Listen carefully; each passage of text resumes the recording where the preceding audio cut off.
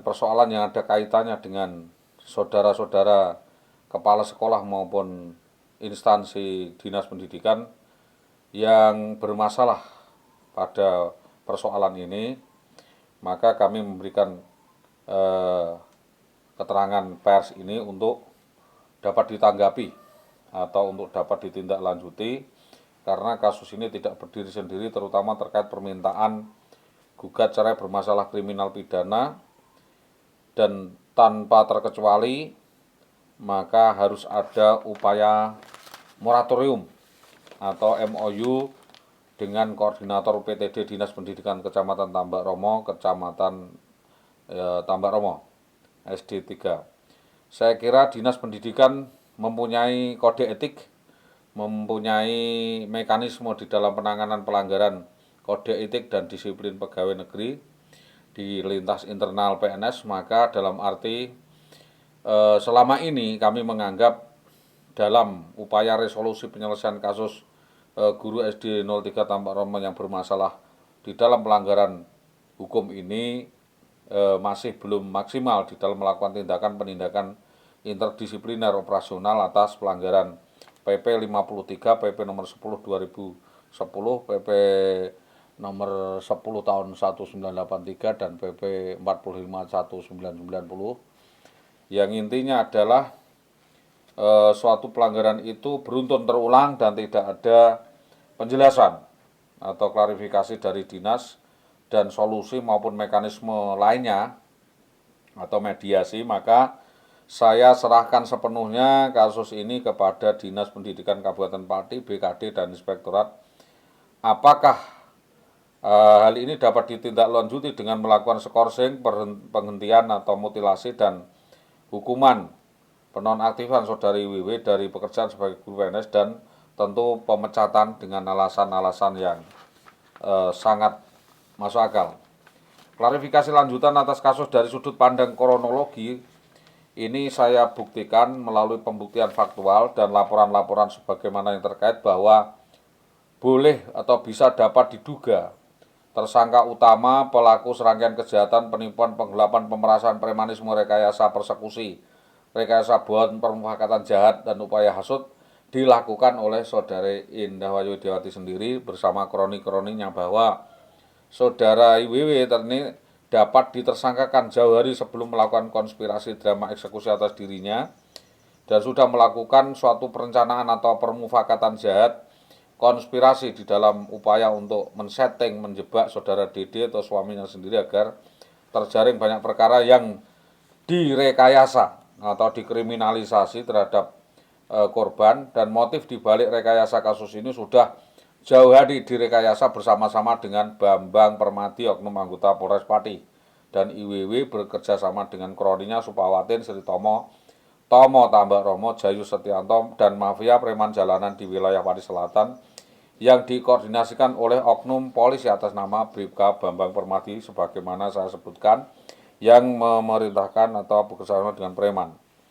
Lalu di sini ada kelompok lain, ya, mafia yang terjun atau melakukan peristiwa ini dengan modus pemerasan, perampokan kepada Saudara Dede korban dengan unsur mengintimidasi atau menakuti atau melakukan kriminalisasi opini, di mana korban sampai beberapa tahun menderita stres dan menghadapi keadaan yang sangat dilematis. Selanjutnya ini semua sudah jelas bahwa apapun yang kami lakukan dalam langkah-langkah menempuh upaya hukum adalah sah, karena di dalam hal seperti ini orang tidak bisa dituntut secara hukum untuk berkali-kali, termasuk peristiwa yang sama atau nebis in idem. Tetapi dalam hal laporan yang nebis idem tersebut tidak berarti bahwa putusan tidak dapat diperbaiki atau putusan tidak dapat dilakukan. Maka dengan peraturan-peraturan perbandingan yang oleh hakim yang tinggi atau perampunan oleh kepala negara atau kasasi oleh hakim tinggi senantiasa masih dapat dilakukan, yaitu satu, pembebasan dari penuntutan hukuman dengan batas-batas tertentu dan pertimbangan. Yang kedua adalah penetapan hukuman, sedangkan hukuman itu sudah selesai dijalani atau mendapat putusan, atau hukuman itu gugur karena daluarsa atau lewatnya waktu. Kalau ini dianggap nebis in idem, berlakunya nebis in idem itu tergantung kepada salah satu hal yang menyatakan bahwa terhadap seseorang itu telah diambil suatu putusan tetap tidak dapat diubah lagi oleh hakim lainnya atau untuk suatu peristiwa pidana satu saja. Seorang tidak boleh dituntut ulang oleh karena melakukan suatu tindakan pidana yang telah diputuskan hakim. Nebis in idem lagi. Artinya bahwa nebis in idem itu agar perintah tidak berulang-ulang. Nebis in idem itu bisa dilakukan agar perintah tidak berulang-ulang membicarakan tentang peristiwa yang sama, peristiwa pidana yang itu juga, karena dapat mengurangi kepercayaan rakyat, kepercayaan negara, kepercayaan masyarakat yang dianggap justice before the law atau tidak ada keadilan sebelum proses. B. Yaitu sesekali seseorang tidak dapat dianggap terdakwa, tersangka, kepadanya diberi rasa keamanan, perlindungan, ketenangan, keamanan, sehingga di dalam hatinya tidak terus tertanam ketakutan terancam oleh suatu bahaya penuntutan kembali atas peristiwa yang sudah dilaporkan. Kemudian bisa melalui pengawasan wali pengamu locutionary atau wali pengawas. Salah satu saudara garis ketiga ini bahwa derajat keluarga saudara atau dua orang dihitung menurut banyaknya kelahiran yang terjadi antara dua orang tua itu. Pasal 73, kalau yang terkena kejahatan meninggal dunia maka dalam waktu tertentu ditetapkan hal tersebut. Ini gugurnya pengaduan. Ini jelas murni adalah perkara kejahatan yang dapat dituntut atas pengaduan. Karena kerugian ditindaklanjuti setelah adanya kejahatan yang dituntut, yaitu satu, umurnya belum 16 tahun atau di bawah umur, masih berada di bawah pengampunan, tidak dalam keborosan atas pengaduan suami atau istri, pengaduan anggota keluarga saudara, keturunan menyimpang sampai derajat ketiga. Kasus seperti ini, delik ini di pasal 284, 287, 293, 310 di dalam pengaduan diperuntukkan menuntut peristiwanya. Jadi dalam hal ini saya menuntut suatu peristiwa. Pengadu menyampaikan saya minta agar dalam peristiwa ini senantiasa dituntut. Jadi ibarat main bola, saudara IWW ini akan melakukan serangan gol bunuh diri atau menyerang mitranya sendiri. Dalam regulamen 45 pengaduan saya meminta siapapun yang terlibat dalam peristiwa ini, perkara ini untuk senantiasa dapat dituntut, dilakukan proses hukum, ya. Tidak perlu untuk memperbarui surat atau lisan supremasi hukum harus ditegakkan. Siapapun yang berhak mengajukan pengaduan, yaitu orang yang teraniaya atau tertipu daya, terkena peristiwa pidana bagi peristiwa yang menyangkut harta benda, misalkan 372 penggelapan, 362 pencurian, 378 penipuan atau reka bohong, pemerasan, penganiayaan 374, dan ada pasal lainnya yang mengatur subsidiarnya.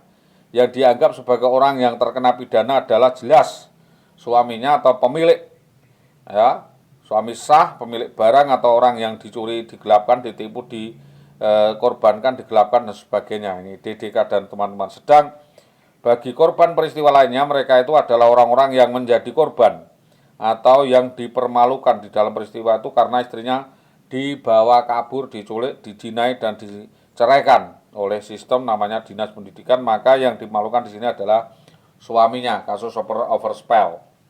Pengaduannya dimaksud apabila tidak ada wakilnya yang sah dalam hal perkara sipil, maka menunjuk wali pengawas atau wasit, salesman, vendor atau di sini LSM yang menyampaikan aduan karena keterbatasan atau kekurang mampuan daripada korban. Memo, di dalam hal ini kelihatannya Dinas Pendidikan Tambak Romo melakukan pengalihan isu kasus. Jadi gugat cerai bermasalah dari pihak-pihak terkait yang terlibat dalam kasus tersebut melarikan diri secara beramai-ramai untuk cuci tangan, ya, daripada kasus ini karena ada sponsor gugatnya. Apakah dalam hari ini dapat diperkarakan diantaranya adalah saudara Dahlan Istanto, Sunarto, Subagi, dan Muhammad Sutopo di Dinas Pendidikan Kecamatan Tambak Romo. Dalam rekayasa kasus ini kembali saya mohon pertimbangan hukum kepada Bapak Utuh Triantoro Nugroho SH dan tim agar dapat mendalami dan membantu kami di dalam memberi pertimbangan. Hukum akan dikenakan kasus ini.